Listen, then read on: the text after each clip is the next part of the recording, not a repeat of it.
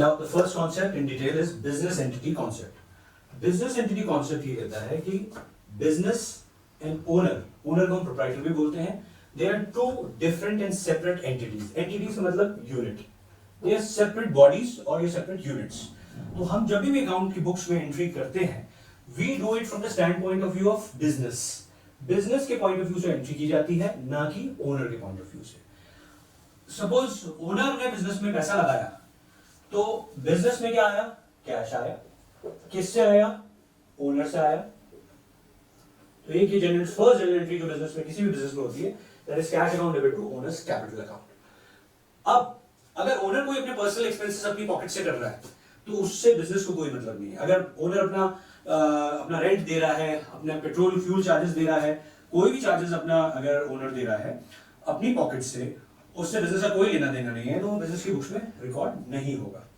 But अगर business से पैसा निकाल के वो अगर अपने पर्सनल एक्सपेंसेस मीट करता है, तो जरूर बुक्स में एंट्री होगी.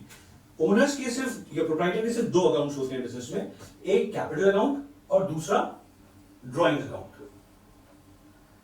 अगर ओनर कोई पैसा अपने पर्सनल एक्सपेंसेस बिजनेस से निकाल के बाहर पे कर रहा है, तो दूसरा अकाउंट ये एंट्री होगी, drawings account debit to cash.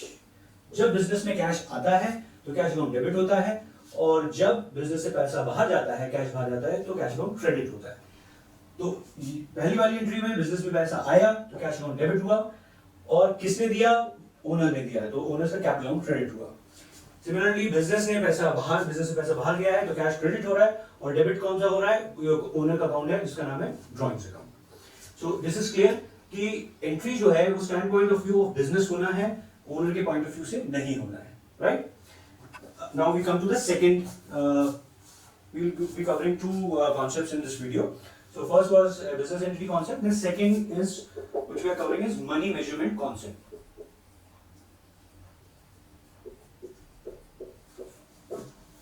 Suppose business के पास कैश में 1 लाख रुपए है, बैंक में 50,000 रुपए है. हमारे बिजनेस के पास लैंड है सपोज 50,000 स्क्वायर फीट की, उसके पास स्टॉक है, सपोज लैंड जो है वो है 50,000 suppose square feet of land है. स्टॉक है, स्टॉक सपोज वे करेंगे अगर हम 1 लाख टन का वेट अगर अपन करेंगे, 1 लाख टन का अपना स्टॉक है हमारे पास. और बिजनेस बिकॉज सेज कि हम वही चीज को रिकॉर्ड कर सकते हैं, it can be measured in terms of money. We can measure cash 1 lakh, bank हम रिकॉर्ड करेंगे, बट लैंड 50,000 स्क्वायर फीट हम रिकॉर्ड नहीं करेंगे. स्टॉक 1 लाख टन हम रिकॉर्ड नहीं कर सकते, बिकॉज दिस इज, ये जो यूनिट्स है ये पैसों में नहीं है, अमाउंट में नहीं है, ये स्क्वायर फीट और टन्स में आ रहा है. हाँ, डेफिनेटली हम लैंड की वैल्यू, जब हमने वो लैंड एक्वायर करी थी तो जितने में खरीदी थी उसकी वैल्यू जरूर हम रिफ्लेक्ट करेंगे. सपोज हमने 10 लाख रुपए में लैंड खरीदी थी तो वो हम हमेशा दिखाएंगे बिजनेस में. स्टॉक की वैल्यू, जो स्टॉक हमने खरीदा था जिस भाव पे, वो जरूर हम स्टॉक दिखाएंगे. सपोज हमने 1 लाख का स्टॉक खरीदा था, बट हम यूनिट्स, स्क्वायर फीट और टन्स या वेट्स में हम कभी ट्रांजैक्शन नहीं रिकॉर्ड कर सकते, बिकॉज द अकाउंटिंग कॉन्सेप्ट से कि it will only record transactions और entries which can be measured in terms of money. सब एंड इसमें दो बेसिक अंडरलाइन चीजें हैं जो यहां मैं एक्सप्लेन कर देता हूं. First, the value should be static. तो मनी मेजरमेंट कॉन्सेप्ट ये कहता है the value should be static. Secondly, जो इन टर्म्स ऑफ मनी नहीं रिकॉर्ड हो सकते, suppose for example human resource, वो हम रिकॉर्ड नहीं करेंगे. ये क्या कह रहा है? पहली चीज, हमने जब स्टॉक खरीदा या लैंड, जो भी एसेट खरीदते हैं बिजनेस में, कुछ भी हमने पैसा खर्च किया तो हम उसी वैल्यू को रिकॉर्ड करते हैं.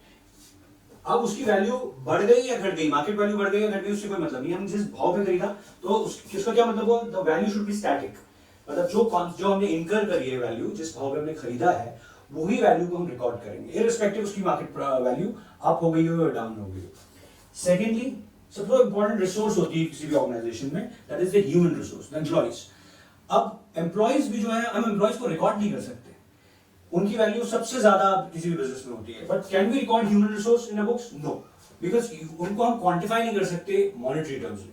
डेफिनेटली जो ह्यूमन रिसोर्स को हम सैलरीज पे करेंगे, because that is measured in terms of money, तो डेफिनेटली हम उसको रिकॉर्ड करेंगे. But human resource per se can not be recorded according to the money measurement concept. Right? Done.